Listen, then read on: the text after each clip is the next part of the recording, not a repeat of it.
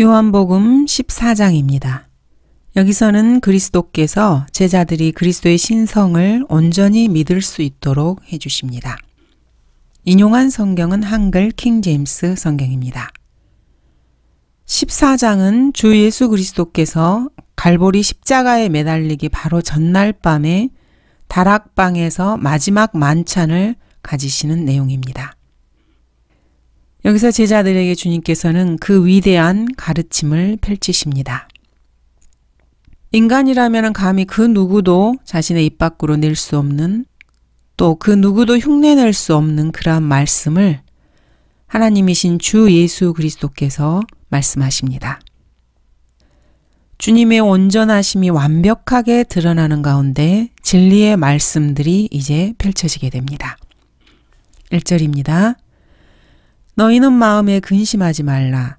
너희가 하나님을 믿으니 또한 나를 믿으라. 앞에 13장에서 주님의 제자들 가운데 하나가 주님을 배반할 것이라고 주님은 말씀하셨습니다. 그리고 이제 곧 있으면은 제자들이 예수님을 따라갈 수 없는 곳으로 주님께서 떠나시게 된다고 말씀하셨습니다. 이에 대해서 베드로는 자신의 목숨을 내놓는 한이 있더라도 주님을 따라가겠다고 큰소리쳤습니다. 그러나 베드로 역시 닭이 울기 전에 주님을 3번이나 부인하게 될 것이라고 주님께서는 미리 말씀하셨습니다. 이런 상황에서 제자들은 마음에 근심을 하게 된 것입니다. 그들이 마음에 근심한 것은 당연했습니다. 그러나 주 예수 그리스도께서는 이러한 제자들을 위로하시면서 너희가 하나님을 믿으니 또한 나를 믿으라 이렇게 위로해 주십니다. 여기서 우리 그리스도인들은 제자들이 아직도 주 예수 그리스도를 믿지 않고 있는가 하고 의아해할 수 있습니다. 너희가 하나님을 믿으니 또한 나를 믿으라. 이 말씀은 제자들에게 하신 말씀이 분명합니다. 베드로는 앞에 6장에서 우리는 주께서 그 그리스도 곧 살아계신 하나님의 아들이심을 믿으며 또 확신한다고 말씀을 했습니다.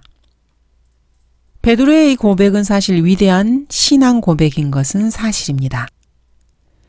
그러나 이 베드로의 고백은 베드로가 실제로 믿고 있었던 것을 훨씬 뛰어넘는 그러한 고백이었습니다. 베드로가 주 예수 그리스도에 대해서 가지고 있었던 일반적인 믿음의 수준을 훨씬 뛰어넘는 어떤 다른 믿음을 표현한 것이었습니다. 어떤 초자연적인 직관에 의한 고백이었다고 할 수 있습니다. 14장의 처음에서 우리는 이것을 바르게 인식해야 합니다. 그렇지 않으면은 11절, 12절에 가면은 또다시 문제를 만나게 됩니다. 내가 아버지 안에 있고 또 아버지께서 내 안에 계신 것을 믿으라. 그리하지 못하겠거든 행한 그 일들을 보고 나를 믿으라. 주님은 계속해서 주님을 믿으라고 제자들에게 명령하십니다. 진실로 진실로 내가 너희에게 말하노니 나를 믿는 자는 내가 하는 일들을 할 것이요 또 이보다 더 큰 일들을 할 것이라. 이는 내가 내 아버지께로 가기 때문이라. 주님께서는 믿으라. 정 못 믿겠으면은 내가 한 일들을 보고 나를 믿으라. 이렇게 말씀하고 계십니다. 제자들이 이미 주님을 믿고 있었다면은 주님께서 이렇게 거듭해서 믿으라고 말씀하셨을 리가 없습니다. 너희가 나를 믿으면은 내가 하는 일보다 더 큰 일을 할 수 있을 것이라고 주님은 말씀하십니다. 이 말을 다시 뒤집어서 말해보면은 내가 하는 일들을 너희가 지금 하지 못하는 까닭은 너희가 나를 믿지 않기 때문이라는 것입니다.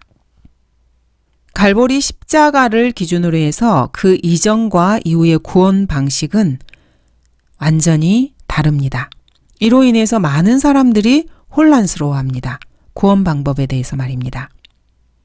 미국의 근본주의자들 역시 언약 신약이라는 그러한 굴레에 갇혀서 보통 구약의 성도 역시 갈보리 십자가를 내다보고 하나님의 은혜로 구원을 받았고 신약 성도들은 갈보리 십자가를 뒤로 돌아보면서 하나님의 은혜로 구원을 받는다고 그렇게 생각하고 가르칩니다.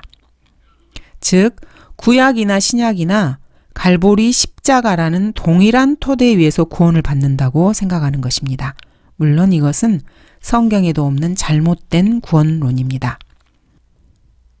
주 예수 그리스도께서 갈보리 십자가에 못 박히시기 이전에 믿는 사람들, 즉 구원받은 사람들이 있었던 것은 사실입니다. 그렇지만 구약 성도들이 그리스도의 몸에 들어오지 못했다는 것을 알아야 합니다. 왜 그렇습니까? 구약 성도들 역시 믿음이 있었습니다. 그렇지만 그 믿음은 하나님을 신뢰하는 믿음이었습니다. 갈보리 십자가에서 자신의 죄들이 다 제거되었다는, 예수님의 피로 구속을 받았다는 그런 믿음이 아니었습니다. 그것은 너무나도 당연합니다. 왜냐하면은 아직 그리스도께서 십자가에서 죽기 이전이기 때문입니다. 그러므로 그 누구도 구약에서는 하나님의 몸 안으로 들어갈 수가 없는 상황입니다. 예를 한번 들어보겠습니다. 요한복음 10장에선 주님은 이렇게 말씀하십니다. 내 양들은 내 음성을 들으며 나는 그들을 알고 그들은 나를 따르느니라.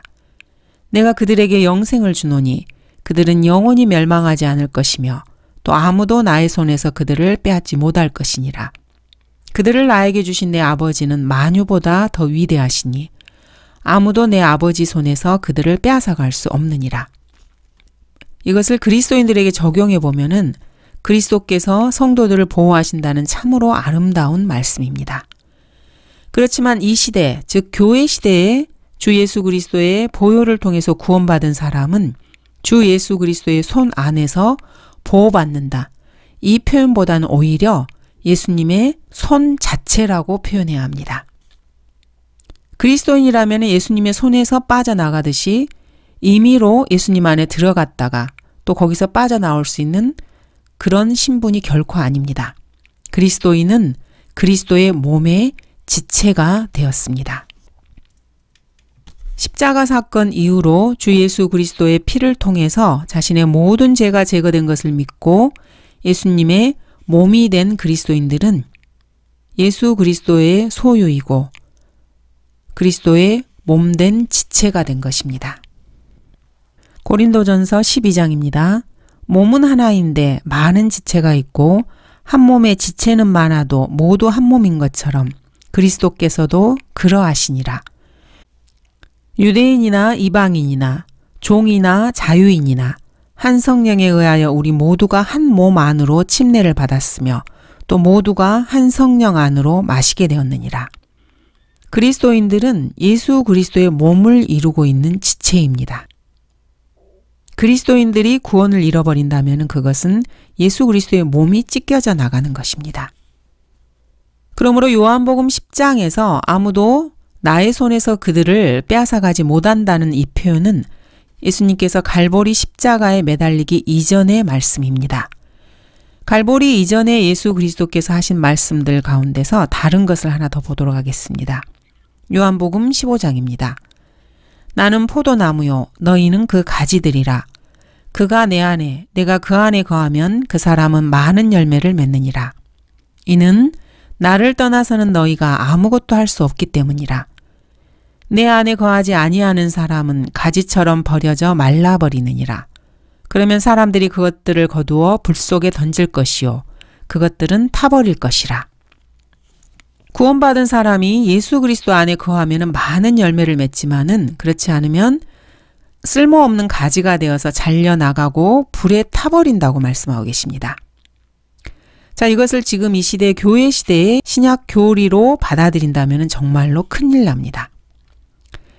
갈보리 이후에는 그리스도의 몸된 교회입니다. 포도나무가 아닙니다. 여러분이 구원받은 사람이라면 영원히 예수 그리스도의 몸의 지체가 되는 것입니다. 그렇기 때문에 예수님의 몸에서 떠날 수도 없고 가지처럼 버려지거나 불 속에 던져져서 불타지도 않습니다. 예수님 안에 거한다는 것은 예수님과 교제를 나눈다는 것을 말합니다. 그분 안에 거하지 않는다는 것은 예수님과의 교제가 끊어졌다고 생각하는 것입니다. 그렇게 해석할 수도 있습니다. 하지만 그것은 이 구절을 영적으로 적용했을 때 그렇게 볼 수 있다는 것입니다.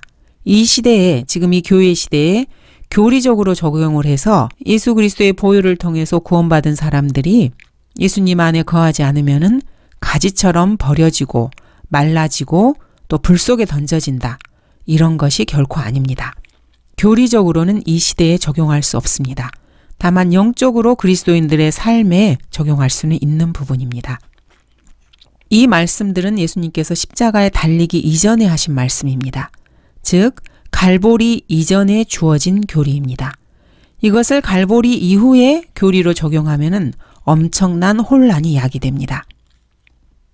예수님께서 하신 말씀이라고 이 말씀을 지금 이 시대에 교리적으로 적용하게 되면은 구원받은 사람이라 해도 그 구원을 언제든지 잃어버릴 수 있다는 이상한 교리가 만들어집니다. 그렇게 되면은 그리스도의 몸된 교회는 아주 보잘것없는 하찮은 존재가 됩니다. 여러분이 구원받고 예수 그리스도의 몸의 일부가 되었다는 것은 그 몸에서 다시는 떨어져 나올 수 없다는 그런 뜻입니다. 그리스도인들은 예수 그리스도의 몸의 지체가 되었고 예수님의 뼈의 한 지체가 되었고 예수님의 살의 한 지체가 되었습니다. 이는 우리가 그의 몸과 그의 살과 그의 뼈의 지체임이라고 에베소서 5장은 말씀하고 계십니다. 너희가 하나님을 믿으니 또한 나를 믿으라. 예수님의 제자들은 하나님을 믿었습니다. 그러나 마귀도 하나님을 믿습니다. 마귀도 하나님을 믿고 떱니다. 내가 한 분 하나님의 계심을 믿으니 잘하는 것이라 마귀들도 믿고 떠느니라. 그런데 예수 그리스도께서는 그렇게 하나님을 믿는 것처럼 또한 나를 믿으라고 말씀하십니다. 제자들이 하나님을 믿되 그 믿음을 지속시키고 또 그 믿음을 예수 그리스도를 믿는 믿음으로까지 계속해서 이어지게 하라고 격려하고 계십니다. 자, 그렇다면은 주 예수 그리스도를 어느 정도까지 믿어야 하는 것입니까? 9절을 보도록 하겠습니다. 예수께서 그에게 말씀하시기를 빌립아 내가 너희와 그처럼 오랜 시간을 있었는데 내가 나를 모르겠느냐? 나를 본 자는 아버지를 보았느니라. 그런데 어찌하여 아버지를 보여주소서라고 하느냐? 예수 그리스도를 본 자는 하나님 아버지를 본 것이라고 주님께서는 확실하게 말씀하십니다.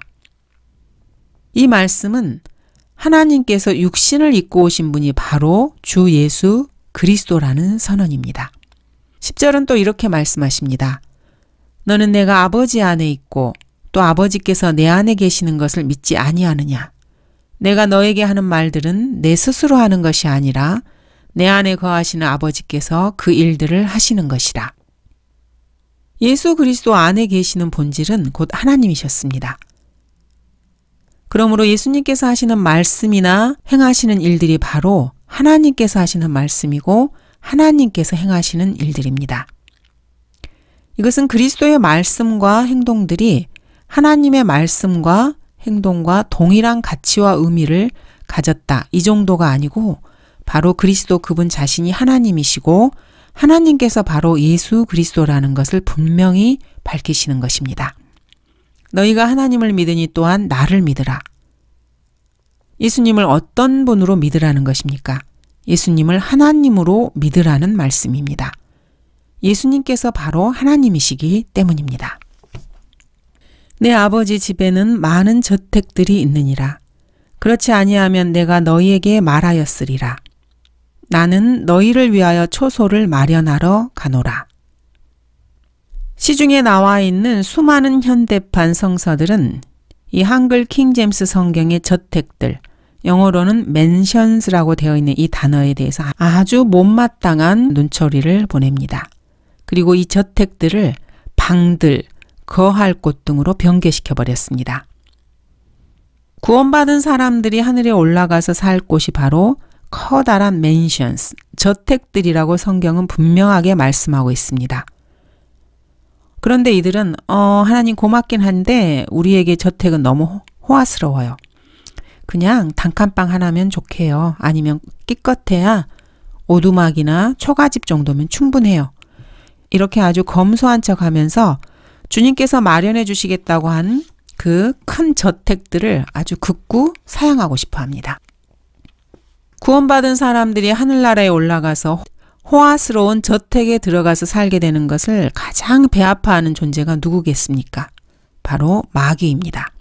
그래서 마귀는 성경 변개자들의 손을 빌려서 이 저택들이라고 주님께서 약속하신 이 단어들을 방들, 거할 곳 이런 식으로 축소해 버립니다. 그래서 마치 그리스도인들이 하늘나라나 나중에 영혼 세계에서 무슨 초막집이나 오두막집 이런 곳에서 사는 것처럼 느끼게 만들어 버립니다. 그렇지만 하늘나라에서는 그런 것들, 초막들이나 오두막집을 마련할 수가 없습니다. 그리스도의 심판석에서 불로 시험을 당할 때 모두 다 불타 없어져 버릴 것이기 때문입니다. 성경에서 저택들이라고 기록되어 있으면 저택들입니다. 그곳에 있는 처소들이 저택들입니다. 도성 자체가 어마어마하게 화려한 도시일 것입니다. 이 저택들에 대해서 요한계시록 21장과 22장에 자세하게 묘사되어 있습니다. 그 도성의 광채가 가장 귀한 보석 같고 벽옥 같으며 수정같이 맑고 그 성곽은 벽옥으로 지어졌고 그 도성은 순금으로 맑은 유리 같고 그 도성의 성곽의 기초석은 각양 보석으로 단장되었으며 또 그 12대문은 12진주니 그 문들은 각각 한 개의 진주로 되어 있더라. 그 도성의 거리는 순금이며 투명한 유리 같더라. 이 정도의 도성, 성곽, 거리라고 하면은 거기에 있는 집들은 순금으로 지어졌을 것이 틀림없습니다. 이 집들을 저택들이라고 부르는 것은 너무나도 당연합니다. 한 변의 길이가 2400km나 되는 이 도성의 크기를 생각해 보면은 오순절 이후로 휴거 때까지 구원받은 사람들 한 사람당 사방 10자짜리 방이 5개씩이나 되는 저택 한 채씩 그리스도인들에게 배당된다는 계산이 나옵니다. 순금으로 된 커다란 방이 5개씩이나 있는 저택 한 채씩을 갖게 되는 것입니다. 그런 집을 저택이라고 불러야지 단순하게 방들, 거할 곳 이렇게 부를 수는 없는 노릇입니다. 그리스도인들이 죽으면은 그런 집으로 이사를 가게 됩니다. 하나님께서 주시는 것이면은 감사한 마음으로 받으면 됩니다. 나는 너희를 위하여 처소를 마련하러 가노라. 하나님께서는 자신의 백성이나 자녀들에게 아무런 대비책도 주지 않고 아무데나 살도록 그렇게 하시지 않습니다. 하나님께서는 언제나 그분의 백성이 살 곳을 미리 마련해 두시고 그곳으로 인도해 주십니다. 성경 기록에 여러 번 이러한 내용들이 나옵니다. 하나님께서는 맨 처음에 아담을 지으시고 에덴의 동편에 동산을 세우시고 그곳에서 아담을 살게 하셨습니다. 또한 이스라엘 백성을 위해서는 카나안 땅을 마련해 주셨습니다. 이렇게 주 예수 그리스도께서도 자녀들을 위해서 처소를 미리 마련하러 가신다고 말씀하십니다. 하나님께서는 아무런 계획 없이 되는 대로 일을 하시는 분이 결코 아닙니다. 치밀한 사전 계획에 따라서 모든 것을 미리미리 다 마련해 두십니다. 한치의 오차도 없이 하나님의 뜻에 따라서 일이 진행되어지는 것입니다. 3절 내가 가서 너희를 위하여 초소를 마련하면 다시 와서 너희를 내게로 영접하여 내가 있는 그곳에 너희도 있게 하리라. 2절과 3절 모두 여기에서 예수님을 바라보고 있는 제자들만을 위해서 하신 말씀이 아닙니다. 그보다 더 훨씬 넓은 의미에서 모든 구원받은 사람을 대상으로 하시는 말씀입니다. 더 나아가서는 그리스도의 재림과도 관련된 구절입니다. 다시 와서 너희를 내게로 영접하여 내가 있는 그곳에 너희도 있게 하리라. 이 말씀은 주님의 재림과 연결되는 아주 아름다운 말씀입니다. 주 예수 그리스도께서 다시 오시는 것은 단순하게 예수님의 제자들만을 위한 것이 아니라는 것은 분명합니다. 4절 내가 어디로 가는지 너희가 알고 또 그 길도 너희가 아노라 하시니. 요한복음 13장에서 베드로는 주여 어디로 가시나이까라고 주님께 물었습니다. 주님께서는 내가 가는 곳에 내가 지금은 따라올 수 없으나 이후에는 따라오리라고 대답하셨습니다. 14장 처음에서 예수님께서는 아버지의 집에 대해서 말씀해 주셨고 그리고 내가 가서 너희를 위하여 처소를 마련하면이라고 말씀하심으로써 주님께서 이제 아버지의 집으로 가시게 된다는 것을 제자들에게 미리 알려주셨습니다. 5절, 도마가 주께 말씀드리기를 주여 우리는 주님께서 어디로 가시는지 모르는데 어떻게 우리가 그 길을 알 수 있나이까? 라고 하니 도마는 항상 의심이 많습니다. 그래서 사람을 잘 믿지 못합니다. 분명히 앞에서 아버지 집으로 처소를 마련하러 간다고 그리고 다시 데리러 오시겠다고 주님께서 말씀하셨는데 도마는 여전히 주님께서 어디로 가시는지 모른다고 말을 합니다.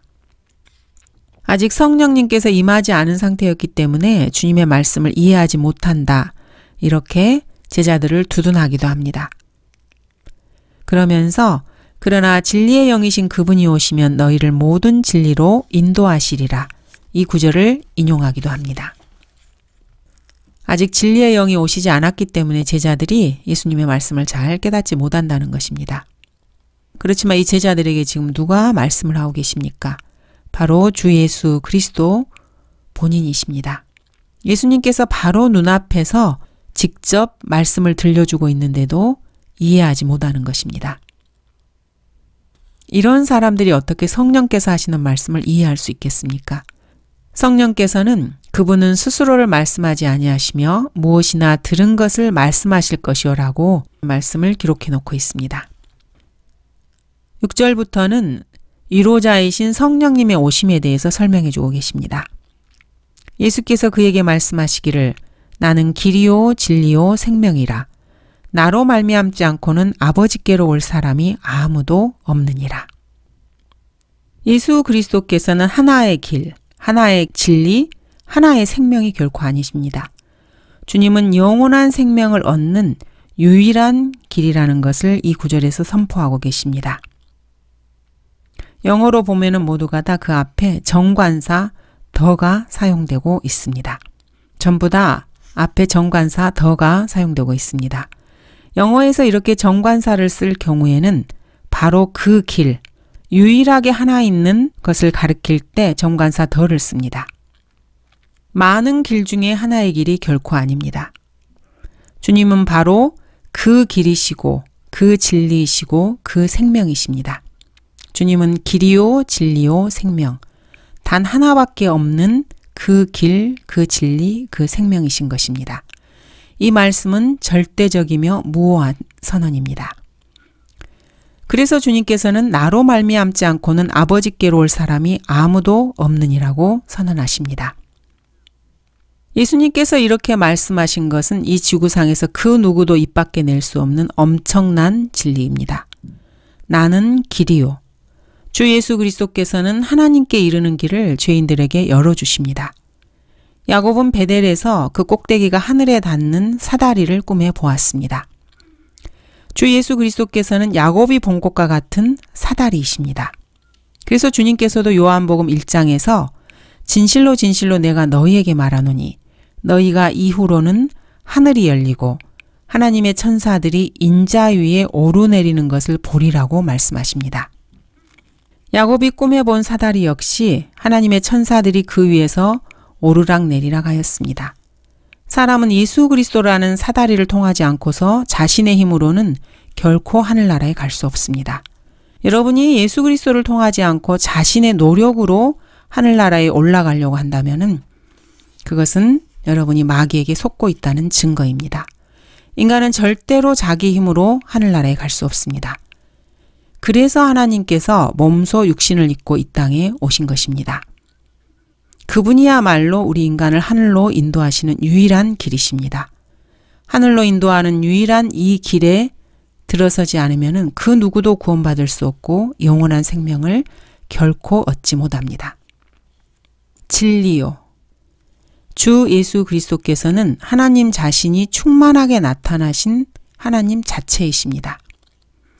인간이 마귀에게 속아서 죄를 범한 이후로 인간은 어둠 속에 갇히게 되었습니다. 그리고 자신들이 무엇에 걸려 넘어지는지도 모르고 암흑 속을 헤매고 있습니다. 악인의 길은 암흑과 같아서 사람이 무엇에 걸려 넘어지는지도 알지 못하느니라. 인간은 진리에서 떨어져 나가 있기 때문에 진리에 대해서 무지하고 진리를 알 수 있는 명철도 어두워진 상태입니다. 그들 마음의 완고함 때문에 그들 안에 있는 무지를 통하여 하나님의 생명에서 멀리 떨어졌고 그들의 명철은 어두워졌으며 모든 감각을 상실하여 자신을 방탕에 내어주어 욕심으로 모든 불결한 것을 행하느니라. 성경은 죄인의 모습을 아주 적나라하게 묘사하고 있습니다. 그러므로 인간들이 그 어떤 철학이나 자신의 두뇌로 만들어낸 그 어떤 과학이라 해도 결코 진리가 있을 수 없습니다. 그 안에는 모든 지혜와 지식의 보화가 감추어져 있느니라. 모든 지혜와 지식이 주 예수 그리스도 안에 감추어져 있습니다. 그렇다면 다른 곳에서는 지혜와 지식을 찾을 수 없습니다. 오직 주 예수 그리스도 그분만이 진리이시기 때문입니다. 생명이라. 예수 그리스도께서는 모든 생명의 원천이십니다. 모든 생명은 하나님으로부터 나왔습니다.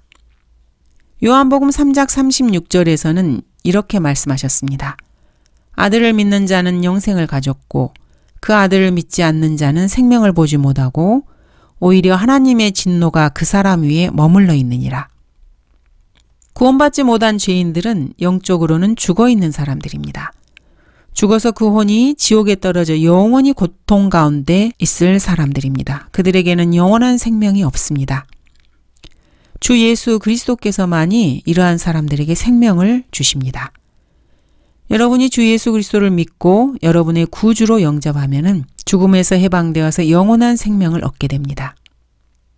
누가복음 15장에서는 아버지께서 탕자에게 이런 말을 합니다. 내 아들이 죽었다가 다시 살아났으며 또 잃어버렸다가 찾았음이라. 감사합니다.